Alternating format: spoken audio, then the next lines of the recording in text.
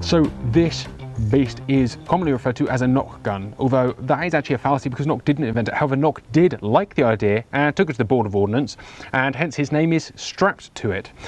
He obviously thought that it was an absolutely great idea because of a huge firepower that this can give out, and the Board of Ordnance agreed. So they put in an order for 1,000 guns. However, that order was actually cancelled for various reasons. Only 450 were produced. Those reasons are really, it's just too much gun. This was designed for the naval use as a board clearing gun. The whole point is you'd jump over onto the deck, pull the trigger, and you'd commit much death down the other end. However, upon firing, the user would end up with a broken collarbone, a dislocated shoulder, because there was so much firepower there. Secondary to that was the fact that there was so much muzzle flash and flame that came out the end that it was actually ended up setting fire to the rigging in some occasions, and as such the captains weren't too happy with that, especially if it was happening aboard their own ships. Third of all is in the heat of battle, it's really easy to remember if you've loaded one. However, to know how many of these you have loaded is a little bit more difficult. Obviously. Of course, 7 550 caliber balls flying out of this flintlock beast was good and it worked. However, because of these byproducts, only 450 were made, as I've said. And that they basically told Nock to go away and that his idea was great in theory but not in practice. So there are only 450 Nock guns out there, government made ones at least, because in 1797 the order was cancelled.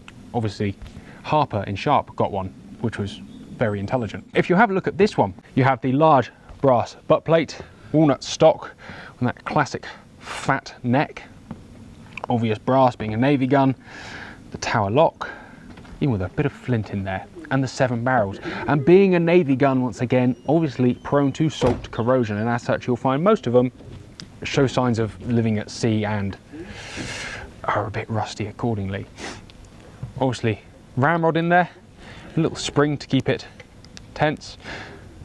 I didn't actually cover the bit when I was going to say that you can obviously load one gun and fire at the enemy, but when you're loading this, try and remember that you've loaded 7 is bad. So they had a lot of issues with double loading, which is even more catastrophic for the user than just firing it in the first place. There's some great irony that this is actually downscaled from the first model, which was built with even bigger bores. However, after 1797, Nock went away and produced a couple like this, however, downgraded it to a smaller caliber bore and actually sold it as a sporting gun. So there are more than just the government ones available. You can get true Nock built ones, if that so tickles your fancy. This gun in particular is interesting, not only because of what it is and how amazing that is, but if you look at the back here, you've got a stamp that says LK627. So it's very likely after its navy usage, this one was actually sold to, well, it was sold to Ireland. LK is a Limerick code. So it was sold to the Irish and was probably more than likely in a prison arsenal.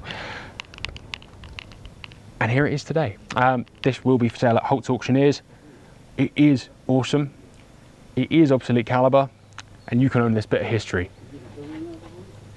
I love it. I think this is lot 405 in the December auction. Wow. Obviously, as a younger man, I grew up watching Sharpe, and as such, this basically made my day, along with many other things. Although I am aware that you need to scream before pulling the trigger and be a hefty Irishman to shoot it. Maybe that's where the Irish code comes in. Who knows? This could have been Harper's gun himself. Guys, thank you very much for watching. Take care, goodbye, and we'll see you next time.